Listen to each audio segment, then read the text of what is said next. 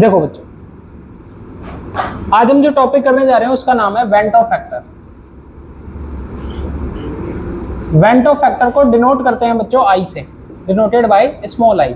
Small I से हम इसे डिनोट करते हैं। वेंटो फैक्टर की एक खास बात यह है कि वेंटो फैक्टर आपको नॉर्मल चीजों से अलग चीजों के बारे में बात करता है। नॉर्मली होता क्या है, नॉर्मली जब मैं कोई सॉल्वेंट लेता हूं,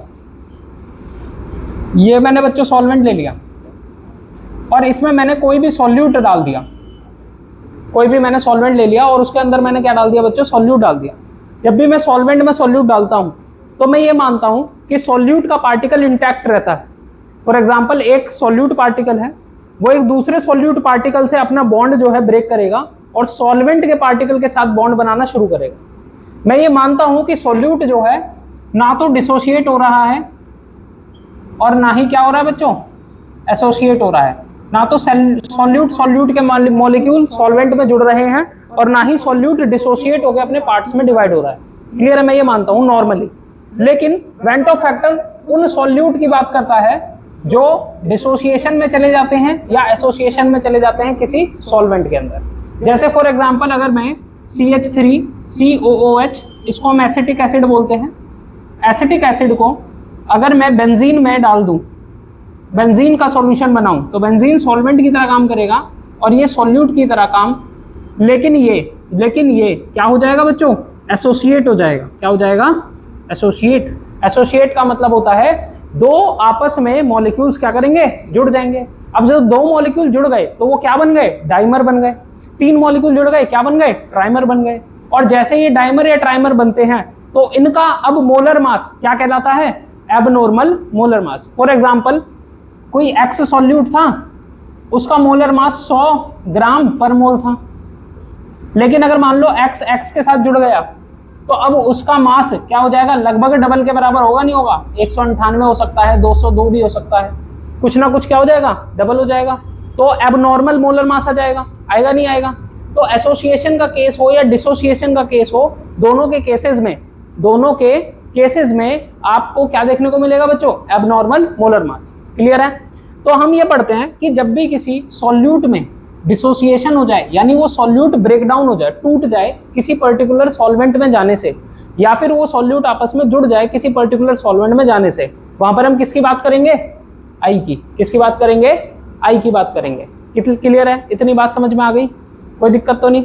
चलिए, अब जब भी एसोसिएशन का केस होगा, ध्यान से सुनना, अब जब भी एसोसिएशन का केस होगा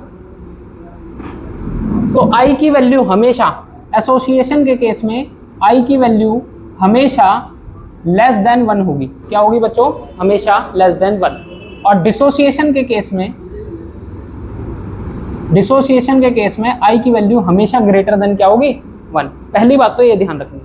और जिस भी केस में एसोसिएशन या डिसोसिएशन नहीं होगा, जिस भी केस में एसोसिएशन भी नहीं होगा, डिसोसिएशन भी नहीं होगा, सॉल्यूट का पार्टिकल ऐसा का ऐसा इंटैक्ट रहेगा, उसको हम क्या बोलेंगे बच्चों, आई की वैल्यू उसकी किसके बराबर होगी, 1 के। किसके बराबर होगी, 1 के।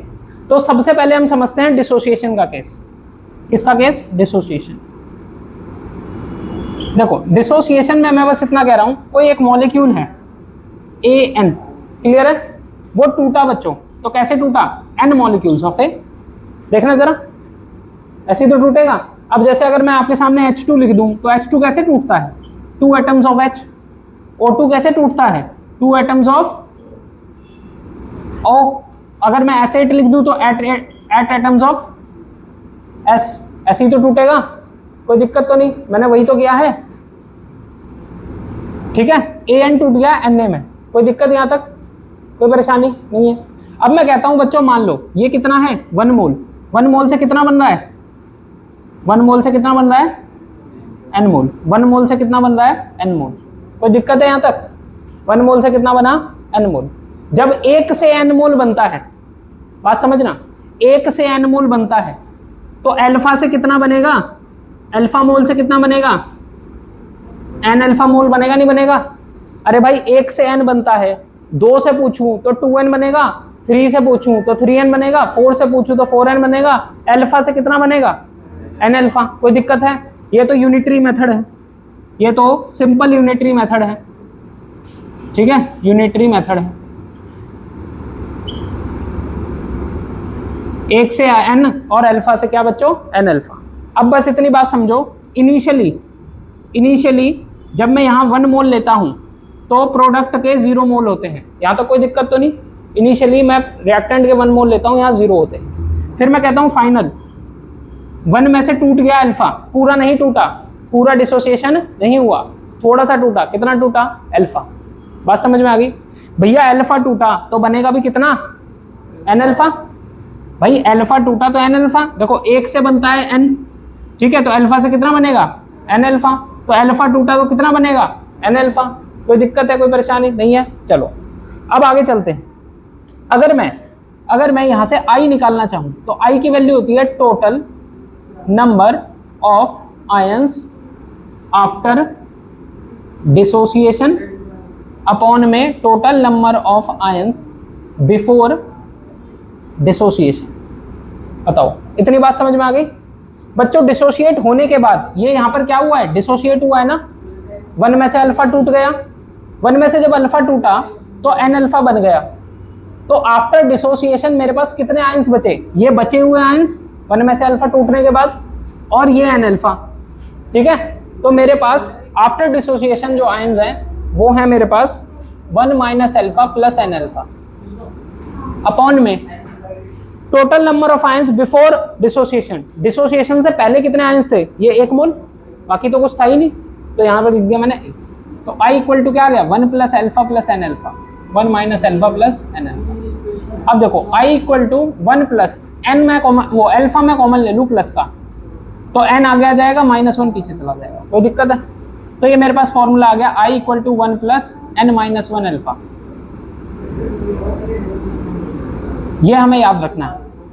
ये किसके केस में है बच्चों, डिसोसिएशन के केस में है, 1 प्लस n माइनस 1 अल्फा। अब यहाँ पर देखो I क्या है, जल्दी बोलो, वेंट ऑफ फैक्टर है, ठीक है। n क्या है, number of moles of product, product जितने बन रहे थे वो नंबर ऑफ मोल्स था, number of moles of product थे, कोई दिक्कत है? इसके बाद चलते हैं अल्फा पर। अल्फा होती है बच्चों degree of dissociation. Degree of dissociation का मतलब है कितना वो सॉल्यूट पार्टिकल टूटा। जैसे अगर मैं आपसे कहूं अल्फा 80% है, कितनी है, 80%, इसका मतलब कोई सॉल्यूट अगर 100% है तो वो टूटा कितना, उसका 80% ही टूटा, 80% ही टूटा। इसका मतलब ये है 80%, 0.8। अल्फा की वैल्यू कितनी हो गई, 0.8। मैं कहता हूं अल्फा 50% है, इसका मतलब क्या है, अल्फा की वैल्यू कितनी है, 0.5। क्लियर है? क्वेश्चन में n की वैल्यू, अल्फा की वैल्यू दी होगी, I निकालना हो। यहां तक समझ में आ गया? अब मैं कहता हूं कि अगर मान लीजिए किसी केस में 100% क्या हो जाए, डिसोसिएशन हो जाए, क्या हो जाए, 100% डिसोसिएशन। इसका मतलब अल्फा 100% है, इसका मतलब अल्फा 100/100 करूं तो कितना आ जाएगा, 1। अल्फा की वैल्यू कितनी है बच्चों, 1। तो I की वैल्यू किसके बराबर आती है, n के। किसके बराबर, n के। जैसे I equal to 1 plus n minus 1 alpha. यहां तक बात समझ में आई? मैंने बस ये फॉर्मूला उठाकर यहाँ लिख दिया। अल्फा की वैल्यू अगर 1 डाल दूं, अल्फा की वैल्यू 1 डाल दूं तो मेरे पास ये बचता है, ये और ये कट गया, क्या बचा, I इक्वल टू n। बात समझ में आ गई? इसका मतलब अगर मैं आपसे ये कहता हूं CaCl2 ब्रेक डाउन होता है Ca+2 और 2 Cl माइनस में, और इसमें 100% आयनाइजेशन हो रहा है, मतलब ये 100% टूट रहा है, तो इसकी I की वैल्यू क्या होगी, इसकी I की वैल्यू n के बराबर होगी, और इसकी n जो है वो क्या है, 1 मोल ये, 2 मोल ये, कितना हो गया, 3। तो इसका I की वैल्यू कितनी हो जाएगी, 3। ऐसा ही एग्जाम्पल अगर मैं आपसे ये पूछ लूं, मान लीजिए BaCl2 है, तो ये कैसे टूटेगा बच्चों, Ba+2 और 2 Cl माइनस, n की वैल्यू कितनी हो जाएगी, 2 और 1, कितनी हो गई, 3। I की वैल्यू कितनी हो गई, 3। ये उसी केस में होगा जिस केस में 100% क्या हो, डिसोसिएशन। बताओ यहां तक डिसोसिएशन का केस समझ में आया? I की वैल्यू निकालनी आई, क्लियर है? I की वैल्यू आ गई भाई, कोई दिक्कत तो नहीं? चलिए नोट डाउन कर लो इसको।